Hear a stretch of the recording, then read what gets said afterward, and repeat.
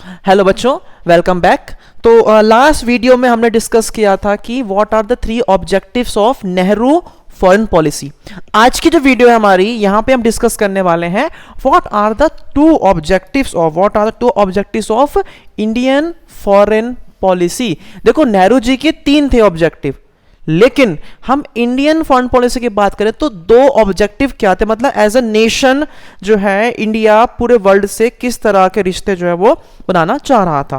तो देखो, 2 टॉपिक्स में पढ़ने, इसके अंदर इसके आंसर जो है वो 2 हैं। एक तो है डिस्टेंस फ्रॉम 2 कैंप्स, एक है आपका डिस्टेंस फ्रॉम 2 कैंप्स, दूसरा आपका है एफ्रो एशियन यूनिटी।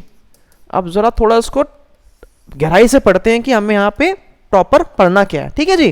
तो देखो, पहला आपका आता है कि इंडियन फॉरेन पॉलिसी का पहला ऑब्जेक्टिव क्या था, डिस्टेंस फ्रॉम 2 कैंप्स। यहां पे जो ये वर्ड है ना 2 कैंप्स, इस 2 कैंप्स जो है ये 2 कैंप्स डिनोट करता है यूएसए को और यूएसएसआर को।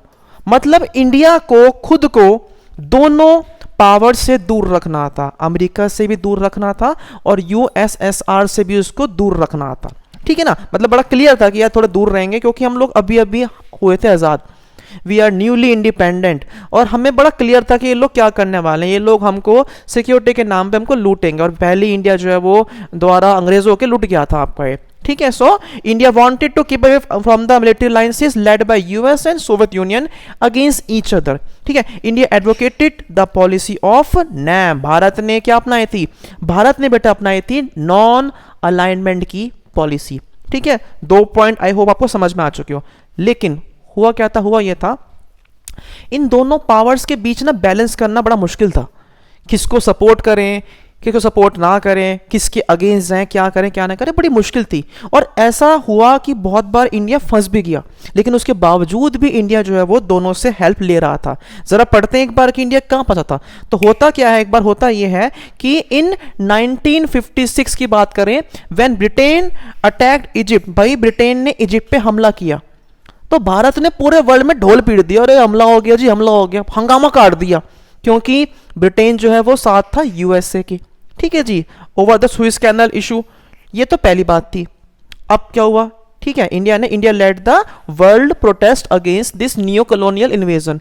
जब ब्रिटेन ने हमला किया तो पूरे वर्ल्ड में हंगामा काट दिया। लेकिन उसी साल जब, ठीक है, यूएसएसआर ने हंगरी पे इन्वेड किया, तब इंडिया चुप, बिल्कुल पट्टी बांध ली मुंह पे, कुछ नहीं बोला। तो ये तो गलत बात है ना, मतलब कि, पर गलत मतलब यू कैन से कि भी ठीक था एक तरीके से। मतलब अगर हम देखें इंडिया के पॉइंट ऑफ व्यू से, तो जो उसकी ज़्यादा हेल्प करेगा इंडिया सपोर्ट को उसे करेगा सपोर्ट। देखो ना, जैसे 1971 के अंदर इंडिया, चाइना, पाकिस्तान हो गए थे एक, तब यूएसएसआर ने हमारी हेल्प की, तो उस पॉइंट ऑफ व्यू से चीज़ सही थी। ठीक है। तो यहाँ पे बेटा ये बोल रहे हैं कि भारत की जो मेन पॉलिसी थी वो थी डिस्टेंस फ्रॉम 2 कैंप्स। इसमें हम लोग पढ़ेंगे इतने चीज़ों के बावजूद भी भारत ने बेटा कुछ इंटरनेशनल इश्यूज के ऊपर कोई स्टैंड नहीं लिया, और इसी कारण से बेटा भारत को दोनों तरफ से एड मिली थी। मतलब भारत को यहाँ से भी और बेटा भारत को यहाँ से भी जो आपकी वो एड, यानी कि फाइनेंशियल हेल्प या कोई भी हेल्प जो आपकी वो मिल रही थी। ठीक है। So that's your first objective of Indian foreign policy. Next हमारा आता है एफ्रो एशियन यूनिटी। देखो, अंग्रेजों ने कब्जा जो है, रूल जो है, सिर्फ इंडिया पे नहीं बहुत कंट्रीज पे किया था। चाहे वो कंट्रीज एशिया की हो, चाहे वो कंट्रीज आपकी अफ्रीकन कंट्रीज हो, सब पे अंग्रेजों ने, अंग्रेज हो गए, डच हो गए, फ्रेंच हो गए, इन लोगों ने काफी जगह पे अपने ना कॉलोनी उन्होंने बना रखी थी आपकी ये। तो भारत ने क्या बोला, भारत ने बोला कि यार अगर हम लोग दोनों पावर्स को ना उनसे जुड़ के, हम लोग जितनी भी कंट्रीज हैं अभी जो न्यूली इंडिपेंडेंट है, अगर हम सब लोग मिलके एक साथ रहें, हम सब लोग मिलके एक कहते ना, यू कैन से कि एकता बनाए अपनी, तो हम जल्दी ग्रो करेंगे। और यही हुआ यहाँ पे। यानी कि देखो कि शुरुआत से देखा जाए तो Nehru envisaged a major role for India in world affairs. भाई, वर्ल्ड अफेयर्स की बात करें तो नेहरू को शुरू से ही जो है वो ना एशिया के साथ में जुड़ना था।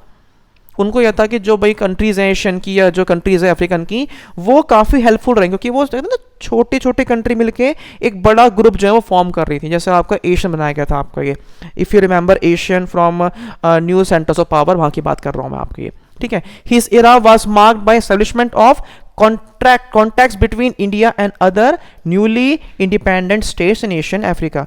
उन्होंने जब शुरुआत की उन्होंने, जब इंडिपेंडेंट इंडिया को देखा तो उन्होंने बोला कि भाई ना अमेरिका ना यूएसएसआर, सिर्फ और सिर्फ एशियन और जो कंट्रीज अफ्रीका वाली, उनके साथ रह के, उनके साथ मिलकर हम लोग रिश्तों को जो है काफ़ी बढ़िया करेंगे, अच्छा करेंगे आपको ये, ठीक है ना। 1940s 50 में नेहरू ने एशियन कंट्रीज में काफ़ी ज़्यादा दोस्ती की नींव उन्होंने रख डाली थी आपकी ये। उन्होंने क्या कहते हैं, उन्होंने बेटा देखो, उन्होंने एशियन रिलेशन कॉन्फ्रेंस भी की थी, कब, मार्च 1947 में, इंडिपेंडेंस से 5 महीने पहले वो कर चुके थे ये, ताकि इंडिपेंडेंस के बाद रिश्ते जो है हमारी वो काफी मजबूत हो जाए। 1 मार्क क्वेश्चन यहां से देखो बन रहा है आपका ये, ठीक है। अब इंडिपेंडेंस के बाद क्या हुआ, इंडिपेंडेंस के बाद 6-7 साल बाद भारत ने बनाया बांडुन कॉन्फ्रेंस, मतलब भारत ने पूरे वर्ल्ड को एक तीसरा ऑप्शन देने की बात रखी। क्या था देखो, the Afro Asian conference held in Indian city of Bandung in 1955, commonly known as Bandung conference. 1955 में एक नई शुरुआत हुई पूरे वर्ल्ड को एक तीसरा ऑप्शन देने की, यानी कि this was the beginning of NAM, ठीक है। नेक्स्ट पॉइंट पे आ जाओ, this marks zenith of India's engagement with newly independent Asian and अपने कंट्रीज। भाई आज़ादी से 5 महीने पहले तो उन्होंने ये कॉन्फ्रेंस की थी, लेकिन उन्होंने 6-7 साल बाद आज़ादी के उन्होंने बांडुंग कॉन्फ्रेंस करवाई। क्यों, ताकि जितनी भी कंट्रीज है एशियन अफ्रीकन, वो साथ में लेके पूरे वर्ल्ड को एक तीसरा ऑप्शन दे सके। और हुआ क्या हुआ, ये 1961 में नैम बनाया गया, यानी कि the Bandung conference later led to the establishment of the NAM.